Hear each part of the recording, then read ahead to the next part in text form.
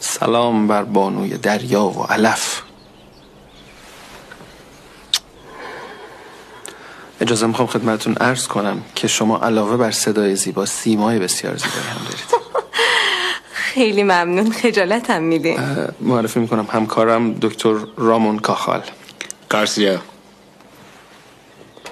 خواهش میکنم بفرمایید بشینین. خواهش میکنم.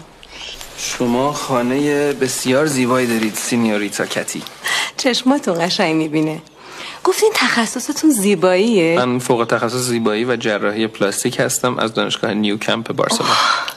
اون وقت مطبتون کجاست؟ من فراموش کردم خدمتتون عرض کنم، ما مقیم ایران نیستیم، ما اسپانیا زندگی میکنیم. اومدیم اینجا برای شرکت در چند تا سمپوزیوم و سخنرانی در چند تا کنگره و یه دوره آموزشی کوتاه برای تعدادی از پزشکان ایرانی میذاریم و 10-15 روز دیگه برمیگردیم بارسلونا. من فکر میکنم شما دکترای خیلی معروفی هستین که دعوتتون کردن.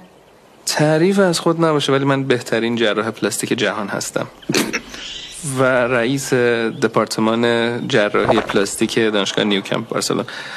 دکتر کاخال هم که در خدمتشون هستیم بزرگترین متخصص پروستات جهان هستن.